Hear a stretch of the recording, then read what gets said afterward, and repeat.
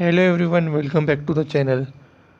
सो कुछ कुछ वीडियोस पहले से कुछ क्वेश्चन रेज किए जा रहे हैं कि जैसे कि अभी जो जेई और एन डबल टी के जो एग्ज़ामिनेशंस है उससे कि सीएस और सीएमए के एग्ज़ामिनेशंस में कोई इम्पैक्ट पड़ेगा। तो देखिए, अगर जेई और नीट के जो एग्ज़ामिनेशंस है अगर वो पोस्टपोन भी होते हैं तो सजेशन तो यही रखा जा रहा है कि उनको दिवाली के बाद कंडक्ट करवाया जाए। इसका मतलब अक्टूबर और नवंबर में अगर पोस्टपोन होते हैं। ऑल्दो आपको पता है ये सुप्रीम कोर्ट ने कहा है कि एग्ज़ामिनेशन को कंडक्ट करवाना चाहिए, लेकिन आपको भी पता है सिचुएशन कैसी है प्रेजेंट की। अगर मैं सिनेरियो बना रहा हूँ कि अगर एग्ज़ामिनेशन पोस्टपोन भी होते हैं तो उन्हें अक्टूबर नवंबर में, और आपको भी पता है जो सीएस और सीएमए के एग्ज़ामिनेशन है वो तो पहले ही शेड्यूल्ड नवंबर दिसंबर में है। तो उसका जेई और एनईटी के एग्ज़ामिनेशंस अगर पोस्टपोन होते तो उनका उसका सीए और सीएस और सीएमए के एग्ज़ामिनेशन में तो कोई इम्पैक्ट है ही नहीं, क्योंकि सीए और सीएस की एग्ज़ामिनेशन तो पहले ही नवंबर और दिसंबर में शेड्यूल्ड है। अब बात करें पोस्टपोनमेंट के रिगार्डिंग में, तो स्टूडेंट्स पूछते कि क्या एग्ज़ाम फर्दर पोस्टपोन होंगे।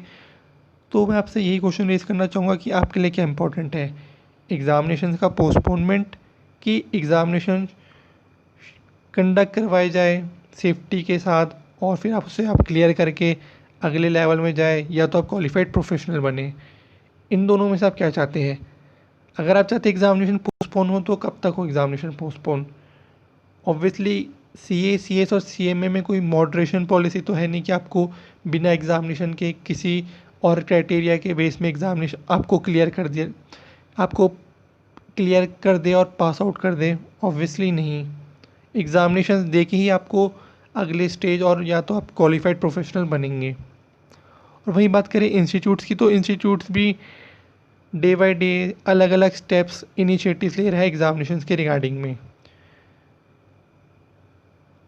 चाहे वो सीए हो, सीएस हो, सीएमए हो। आपको भी पता है कि अब सीए का एग्ज़ाम्पल लेना लूँगा क्योंकि सीए के रिगार्डिंग ही पीआईएल फाइल की गई थी। काफ़ी स्टूडेंट्स को लगता है जो पीआईएल फाइल करी गई थी वो एग्ज़ामिनेशन को कैंसिल करवाने के पर्पज़ से करी गई थी। तो वो जो पीआईएल फाइल करी गई थी वो उसका मेन पर्पज़ एग्ज़ामिनेशन को कैंसिल करवाना नहीं था। जैसे सीबीएसई और जो जेई और एनईटी की एग्ज़ामिनेशंस के रिगार्डिंग में जो पीआईएल फाइल करी थी वो एग्ज़ामिनेशन को कैंसिल और पोस्टपोन करवाने के पर्पज़ के लिए ही करी गई थी। सीए के केस में पीआईएल फाइल इसलिए करी गई थी कि एग्ज़ामिनेशन को बेस्ट प्रिकॉशनरी वे में कंडक्ट करवाया जाए, जैसे कि एग्ज़ाम्पल के तौर में ज़्यादा सेंटर्स इंक्रीज़ किए जाए। 3 आवर्स का पेपर है तो उसको 4 आवर कर दिया जाए, क्योंकि ऐसी सिचुएशन में एग्ज़ामिनेशन में देना लेकिन ऑब्वियसली इंस्टीट्यूट उन चीज़ों को अरेंज नहीं कर पाई। और एमएचए की जब गाइडलाइन रिलीज़ हुई 29 या 30 जून को, तो उसके देखते हुए इंस्टीट्यूट को बाद में एग्ज़ामिनेशन अपने कैंसिल करने पड़े। लेकिन अब आप देख सकते हैं कि इंस्टीट्यूट्स अलग अलग इनिशिएटिव और स्टेप्स ले रही है, जैसे कि आपने अभी देखा कि सी इंस्टीट्यूट ने अपने एग्ज़ामिनेशन सेंटर्स को इंक्रीज़ करा ऑल ओवर इंडिया में। सीएस इंस्टीट्यूट भी ऐसे ही स्टेप्स ले रही है।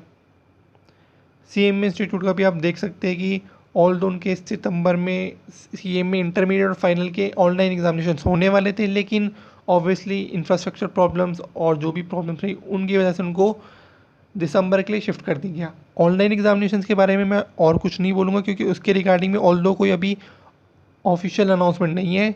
सीएमए के जो दिसंबर में एग्जामिनेशन है उसमें कहा जा रहा है कि हाँ, हम ऑनलाइन भी फैसिलिटी प्रोवाइड कराएंगे और जो सेंटर बेस्ड फैसिलिटी है वो भी प्रोवाइड करवाएंगे।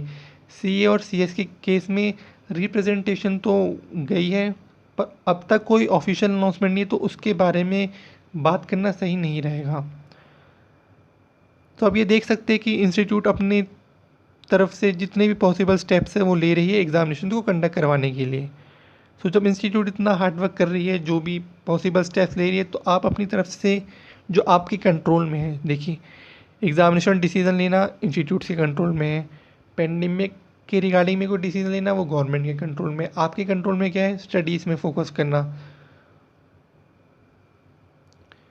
और आपको भी पता है एट द एंड आप कैसे प्रोफेशनल कोर्सेज कर रहे हैं, सीए, सीएस और सीएम में आपको अब आप कर ही रहे तो आपको पता होगा कि इसकी पासिंग परसेंटेज ही कितनी है, कितने बच्चे एग्ज़ाम से क्वालिफाई कर पाते हैं, कितने बच्चे एग्ज़ाम से क्वालिफाई नहीं कर पाते हैं।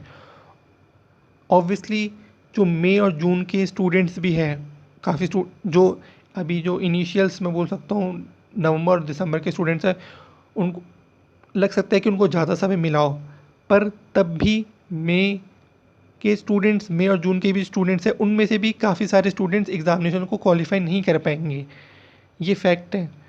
ऑब्वियसली जो पासिंग परसेंटेज है वो इंक्रीज़ होगी, क्योंकि अब 2 अटेम्प्ट के मिला के स्टूडेंट्स एग्ज़ामिनेशन दे रहे हैं, तो ऑब्वियसली बात है कि अगर पासिंग परसेंटेज फॉर एग्ज़ाम्पल 20 जाती है तो 20 से 30 और 40 हो सकती है, पर ऐसा तो नहीं है कि वो 20 से डायरेक्ट 80 और 90 ही हो जाएगी, ऑब्वियसली नहीं।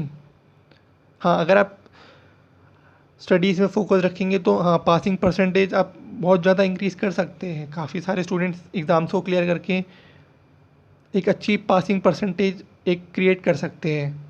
और ऐसे इन्वायरमेंट में अगर आप स्टडीज़ करते हैं और एग्ज़ामिनेशन को क्लियर करते हैं, पहले तो एग्ज़ामिनेशन क्लियर करना ही बहुत बड़ी बात होगी, और ऊपर से ऐसे इन्वायरमेंट में एग्ज़ामिनेशन को क्लियर करके ऑब्वियसली आप एक तरह से एक एग्ज़ाम्पल बन जाएंगे उन स्टूडेंट्स के लिए जो कि बाद में पोस्ट पैंडेमिक के बाद, जब पैंडेमिक हट जाएगा उसके बाद जब एग्ज़ामिनेशन देंगे तो वो तो यही सोचेंगे कि आपने किस कंडीशंस में एग्ज़ामिनेशन दिए थे।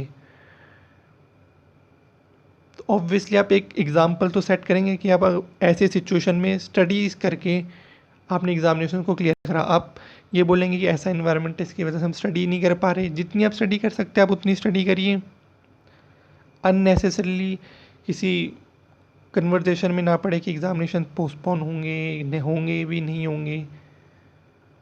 आप कौन सी कैटेगरी ऑफ स्टूडेंट्स में फॉलो करना चाहेंगे, ए कैटेगरी क्या बी कैटेगरी? ए कैटेगरी वो स्टूडेंट्स हैं जो कि अपना और अपना फैमिली का ध्यान रख रहे हैं और स्टडीज़ में फोकस रख रहे हैं।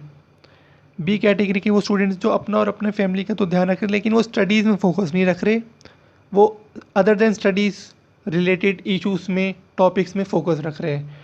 तो आप कौन से कैटेगरी में फॉलो करना चाहेंगे, कैटेगरी ए क्या कैटेगरी बी?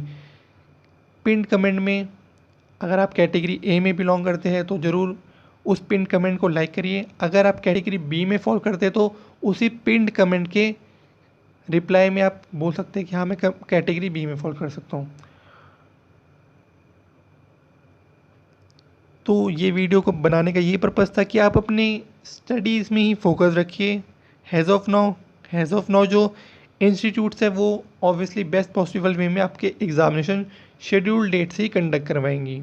और अगर कुछ भी एग्ज़ामिनेशन के रिगार्डिंग में डिसीज़न और कोई इन्फॉर्मेशन इंस्टीट्यूट को रिलीज़ करनी होगी तो वो सीए के केस में अक्टूबर के मंथ में इंस्टीट्यूट बता देगा आपको, और सीएस और सीएमए के केस में दिसंबर के मंथ, नवंबर के मंथ में बता देगा, और उससे पहले भी बता देगा वैसे तो। ऑल दो अपकमिंग मंथ्स में भी वो ऑब्वियसली अनाउंसमेंट रिलीज़ करेंगे एग्जामिनेशन के रिगार्डिंग में और भी इनिशिएटिव्स।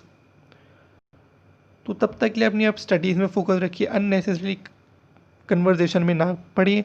और होप करता हूँ कि इस वीडियो के बाद से कोई भी स्टूडेंट जो अगर इस वीडियो को देख ले तो वो अननेसेसरीली कमेंट ना करे एग्जामिनेशंस के रिगार्डिंग में। होप करता हूँ कि आपको वीडियो अच्छी लगी हो। Thank you so much for watching the video.